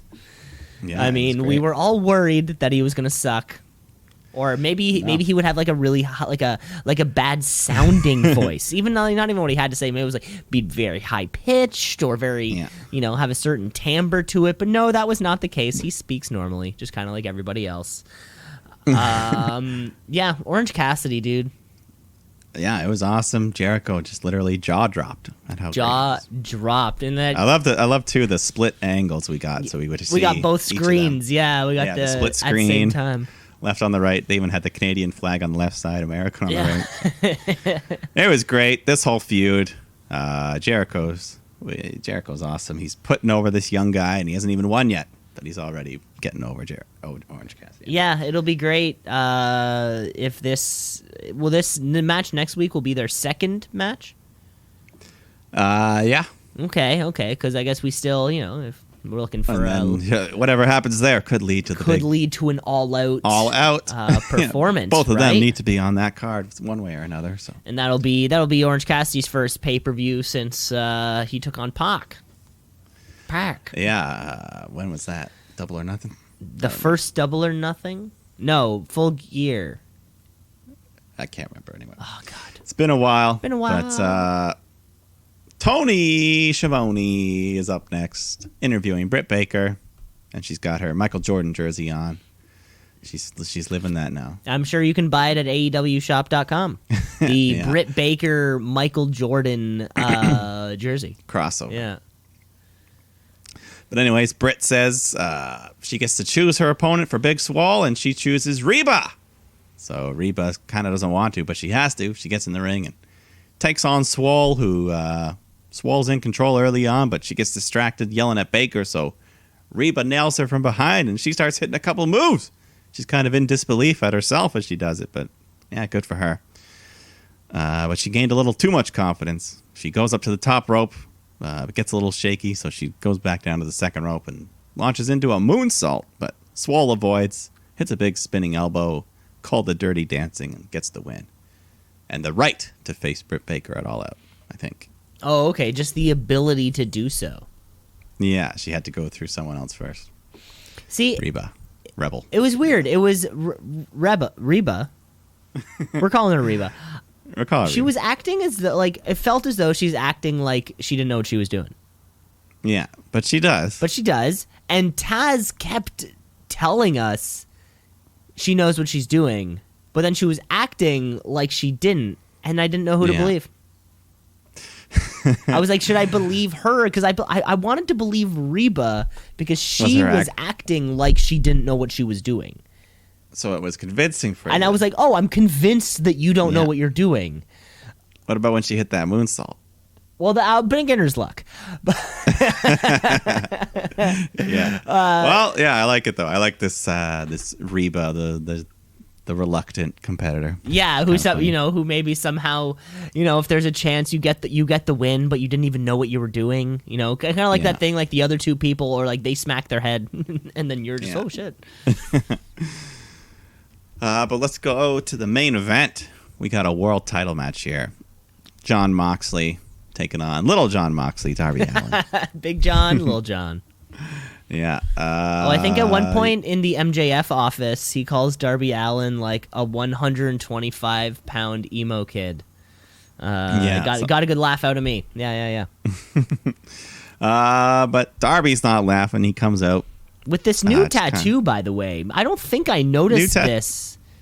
Which one? Last week.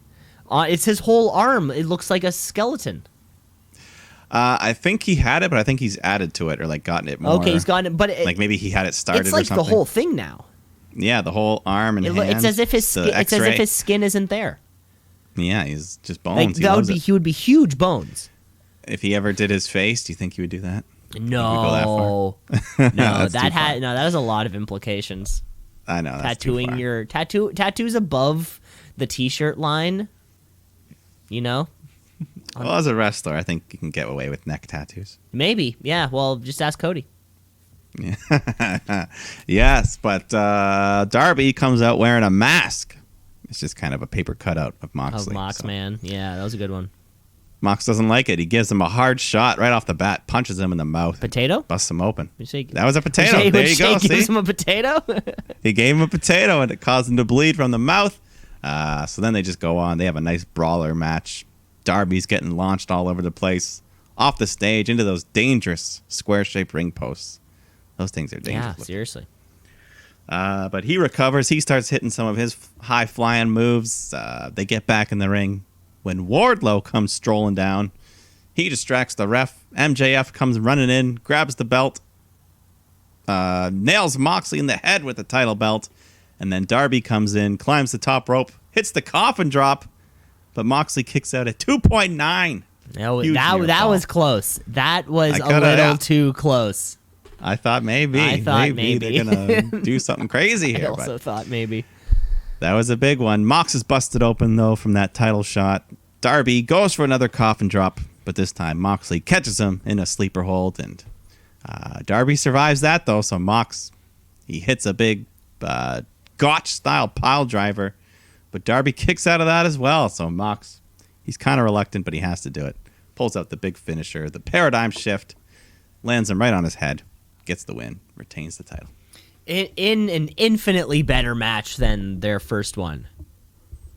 Yeah, I don't remember much about that first. Yeah, there's nothing to remember. You know, apparently the the relentless challenger is always going to be a hero, just for everyone.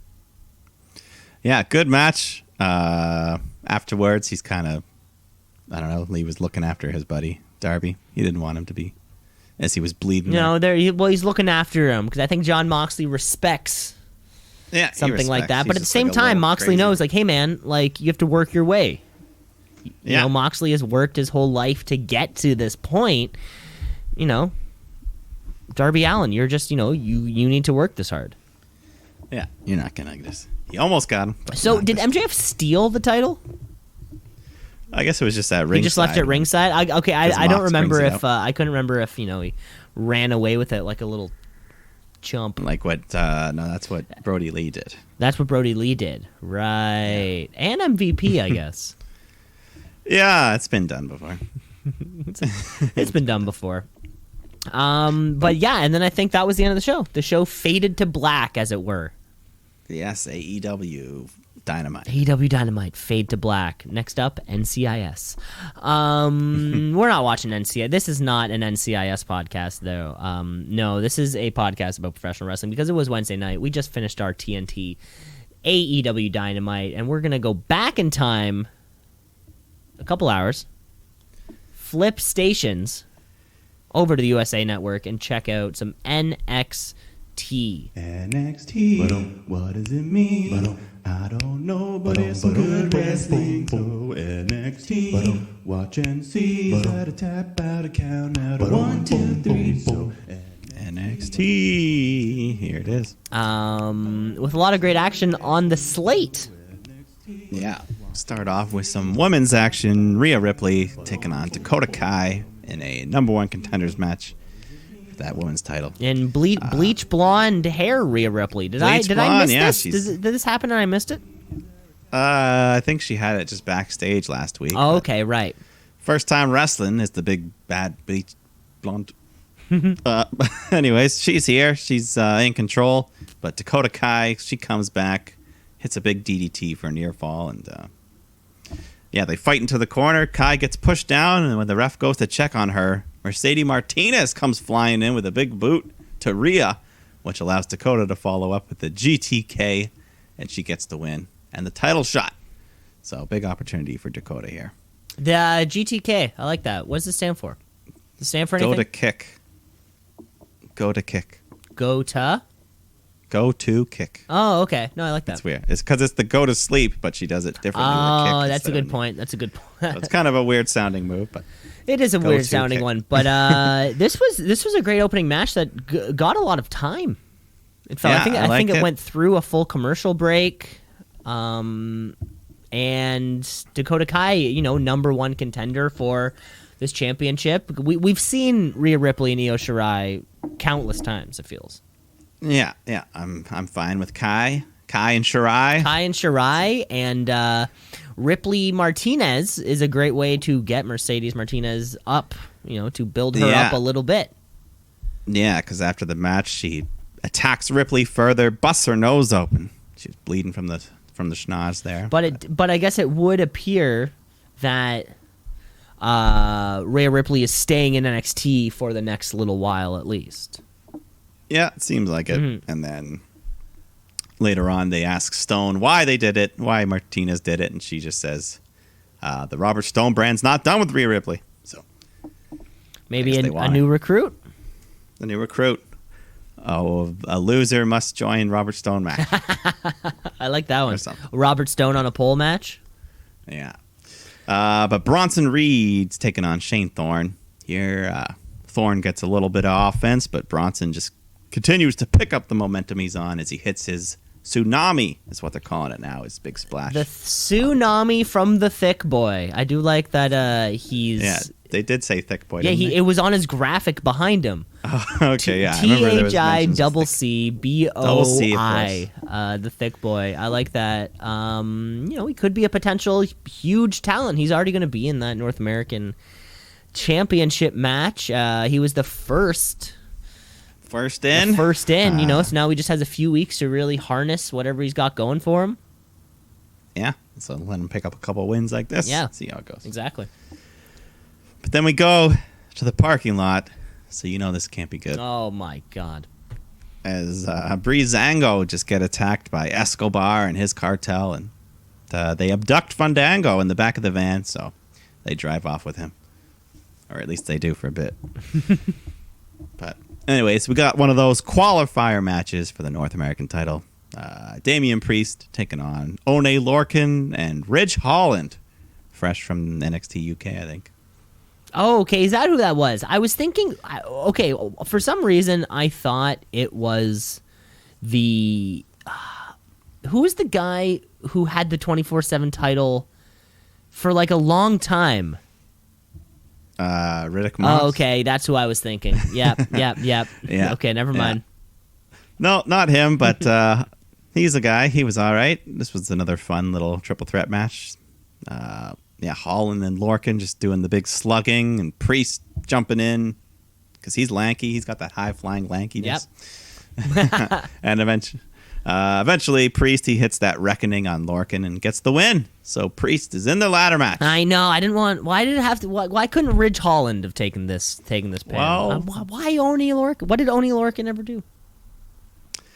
Well, there may be some implications later for this ladder match that we'll get. Sure as hell hope so. But we got Keith Lee taking on your man Cameron Grimes. Cameron Grimes, slimy, grimy. He's coming out. He slimes his way down to the ring, leaving this big trail of goo. He's got his hat and his vest. He was doing all right, but he's not going to beat Keith Lee. Keith Lee hits the big spirit bomb, and that finishes the match. But afterwards, Karrion Kross shows up on the screen just to taunt Lee some more. So we'll get there. I guess that's a TakeOver 30 match. That'll probably be the Cross Keith Lee? Oh, Yeah. that's 100% what it'll be. Yeah, so that's them for that. Yeah. That's that for them. I like, I'm still on the grimy train. It's nice to see my boy get a long match. Yeah, against the champ Against here. the champion, it's always- exactly. But then we go to William Regal. He's giving us some news from his iPad. Because unfortunately, Dexter Lumis injured his ankle last week in that match where he got the victory. So this is legit. He won't be able to compete in that ladder match for the North American title. What happened, Dexter? I don't know. He must have rolled the ankle at some point or something. But so backstage, Gargano and Finn Balor both been complaining that, they weren't even the ones pinned or submitted in their match. So along with them, whoever else is in that same situation from the other triple threats, they're all going to fight at the end to replace the final 2 spots. Thank They're gonna God. So Oni Lorcan can still make it in? No. Unless he got pinned. Ridge Holland. Ridge Holland. Damn it. Cameron Grimes can still make it in, I think. I think he fights next week. Yeah. No, I think he's going to make it in anyways. Yeah, he should make it in. But we'll see. We'll see. There's even... yeah, we'll find out. Then Escobar comes back, and the gang... What do they call it? Like Delegata de Fantasma or something? Something like that, but I'm down to call him the Cartel. The Cartel's easy, yeah. So the Cartel comes out, and they got Fandango. He's all beat up. And then they're just talking more about bringing back the Lucha Libre culture. So Tyler Breeze comes out, tries to save him, but he gets laid out as well. So well, I mean, and to Escobar's point, you know, his main point was like, hey, Breezango, y'all come out and like kind of appropriate our culture. That was kind of his point. And did they do a lucha gimmick? They did, and that was part of that was part of the promo. 2 weeks ago, you came out dressed up and dancing around like a member of our culture, you know. And as a Canadian, I felt a similar offense when I saw him dressed up like a Mountie. I said, hey, so that's our thing. Do you think it's offensive for Sami Zayn to be El Generico back when he was? No, he had a mask on. It's totally different. It's totally different. But I thought that makes it worse. That's more of lucha culture. But Escobar is at least making his point. Yeah, I get the don't point. Fuck with us. Yeah, we're the cartel. We're dangerous. We're above the law. Exactly. We'll cut off your arm, throw it in the river. And he did. I was gonna say he did warn Isaiah Swerve Scott that if you know keep talking about this cruiserweight championship, and then guess what, bud? You're next. Yeah, Drake Mavericks disappeared, so they can make people disappear. They can make people. Did they steal him? Is that how that one ended? I think they just beat him up, and he's been out for a little bit. Poor guy. He got his job back, and now he's at least he's getting paid. Hopefully.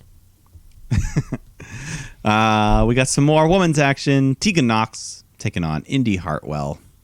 So, you know what this is. Just a nice, easy win for Knox after hitting that shiniest wizard. The shiniest wizard. What's her thing now? Who, Tegan? Yeah. I don't think she really has a thing at the moment. Okay. That's fine. And then I guess we find out next week there will be a qualifier match. Cameron Grimes, your boy, taking on Kushida and a mystery opponent. Kushida. And a mystery opponent. I know. That's gonna be a threefer. Not only do I got Grimy Boy, we got Kushida and a mystery opponent. Yeah, who could that be? That's part of the mystery, I think. Because so far they've been keeping it all to like newer kind of guys that haven't already had their shot. So someone like Tommaso Ciampa, I don't think would be. No, yeah. It feels like there's like this new crop of NXT right now that they're really building up, and we didn't see Johnny Gargano in the show, or Tommaso Ciampa, or a couple of those other guys, or Finn Balor we haven't seen in a couple weeks. It feels. Yeah. So who knows? Always fun to have a good mystery. Of course. But let's go main event. Tag team title match. Imperium taking on Undisputed Era's Bobby Fish, Kyle O'Reilly, and we got a guest. Pat McAfee's on the commentary team. A guest. He was a guest for the whole like second half of the show. He's been out here. Okay, I didn't know where he came in, but it wasn't the whole show. I think it was somewhere around after Grimes. But he did the Tegan Knox match. I know that for sure. Okay. Yeah. But he's out here with Tom Phillips. Hey, Tom Phillips. Tom Phillips. Hey. Maybe that just means McAfee was doing a good job. I didn't notice him right away. Well, I guess yeah, you wouldn't know. But yeah, good tag team action here. But in the middle of it all, Adam Cole just walks over to the commentary table and starts getting in McAfee's face, and they have another argument. So the entire time, Tom Phillips is telling Pat McAfee, he's like, "Hey, you probably shouldn't like be saying these things." Adam Cole's like right there.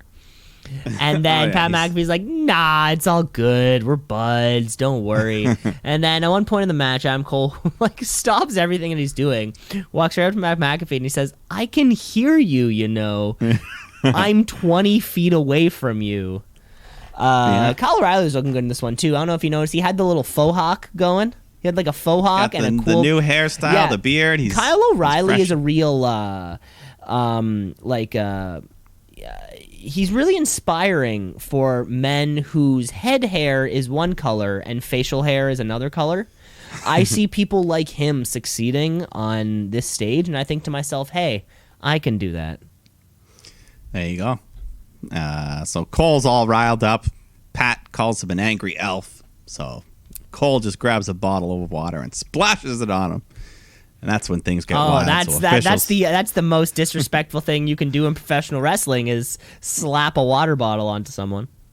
Yeah, so the officials come running out. Triple H, Shawn Michaels, they're there. They separate the men, but amid all this chaos, we still have a match. So Imperium, they hit the European bomb in the ring, get the 3 count, retain the tag titles. Although you wouldn't know we had a match going on. Everybody there was silent and staring at the commentary table.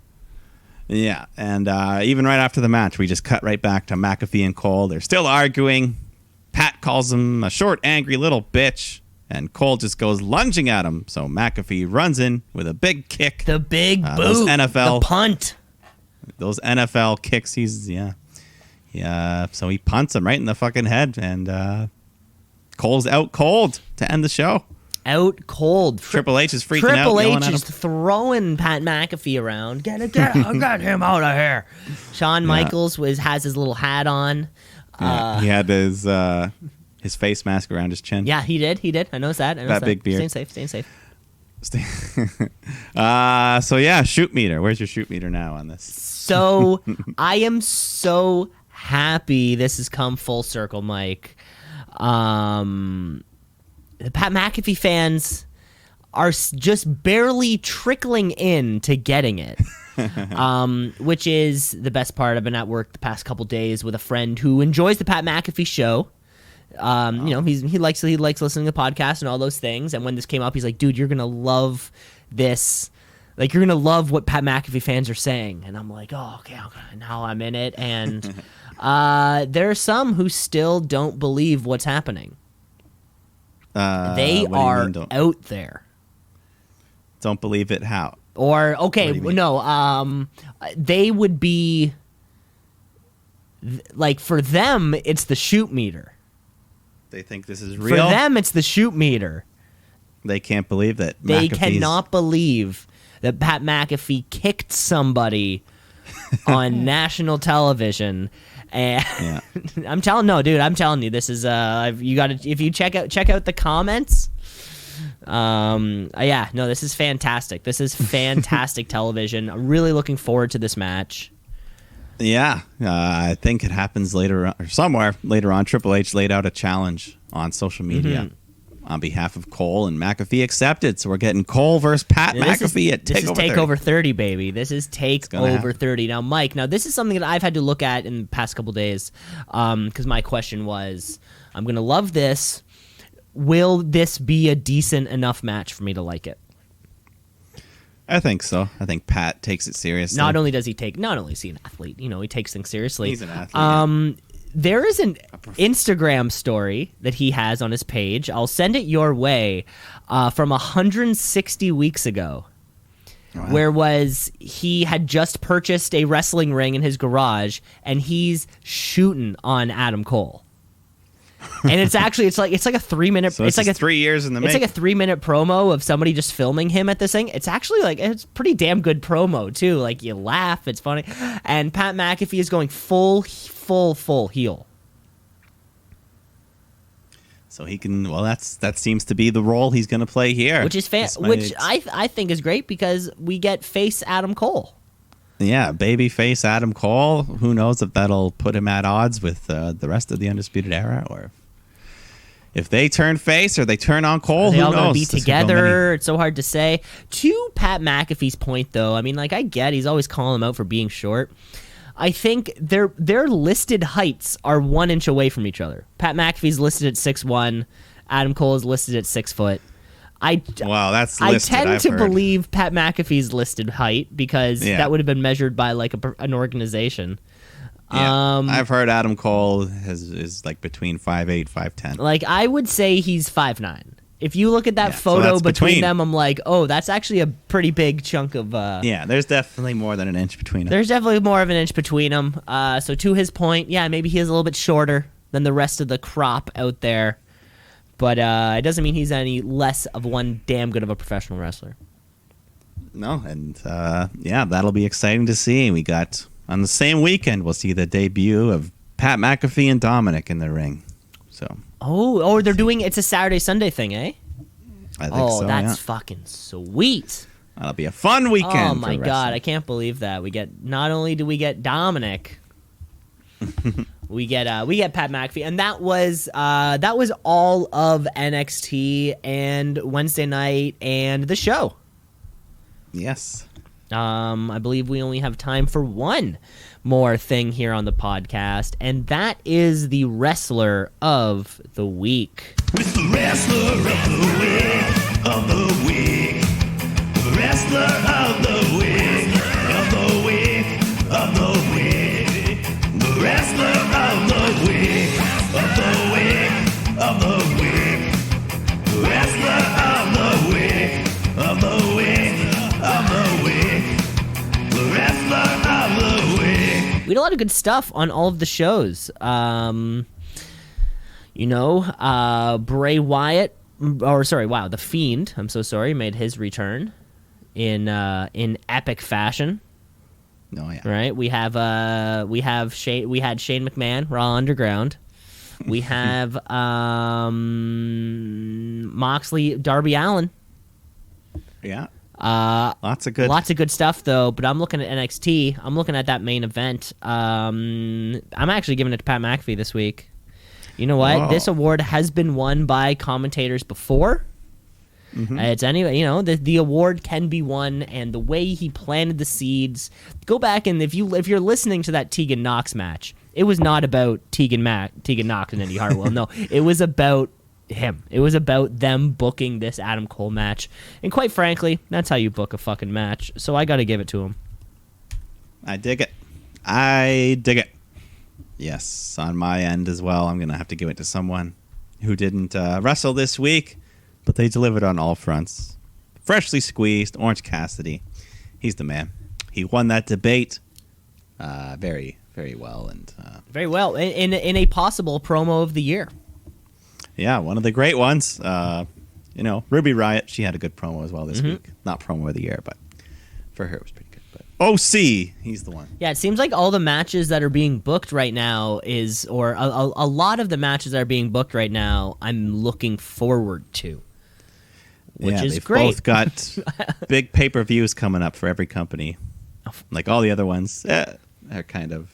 Yeah, SummerSlam's one of the biggest ones. All Out is like their big... That was there. Of course, yeah. It was sort of like between the Takeover, All Out, and SummerSlam, each are building towards pieces that I'm very much looking forward to. And isn't that the whole point of what we're doing anyways? Yeah, exactly. The whole point to be excited about watching something and not have to watch it as a chore. That's the way it should be. That's the way it should be, Mike. And that's all the time we have for the podcast this week. Remember to rate, review, like, and subscribe to the podcast. It's all over the place, so you might as well do it.